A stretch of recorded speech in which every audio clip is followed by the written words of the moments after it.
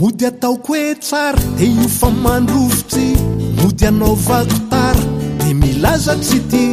mody sariko adala de milaza fa endrodiko atsoiko malala de milaza fa bety rehefa tsy vakiklo vo lasalasa avinany odiko mandetiko zay vo manambitamby rehefa mba tsy jereko zay vo mangatamaso rehefa odiko matory vo say manafosafo fa ny ao ampo ao de tsy misy malala fa ny fietsika tao no tsy salasalana fa ny vava miteny no milaza tsy ty fa ny fitepony fo makafy mafery ny ao ampo tsy miloka akamantatra ihany fa ny fietsika voaka no mitory avy atrany fa ny vava miteny no milaza tsy mila fa ny fitepony fo de manao taralila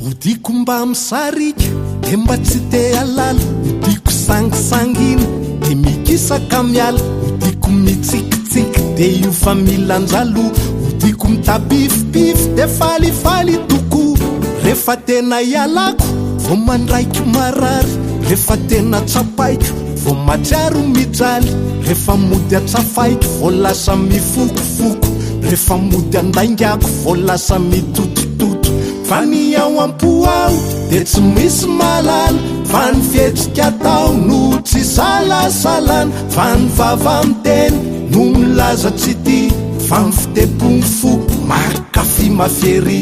ny ao ampo tsy miloka akamantatra ihany fa ny fietsika voaka no mitory avy atrany fa ny vava miteny no milaza tsy mila fa ny fitepony fo de manao taralila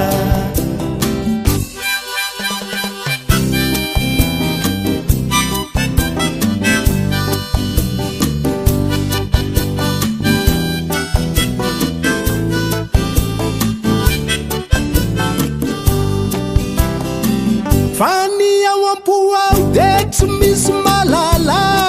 fietsika tao no tsy salasalana fa ny vava miteny no milaza tsy ty fa ny fitepony fo makafy mafery ny ao ampo tsy miloka akamantatra ihany e fietsika voaka no mitory avy atrany fa ny vava miteny no milaza tsy mila fa ny fitepony fo de manao taralila fa ny vava miteny no milaza tsy mila fa ny fitepony fo de manao taralila lila lila lila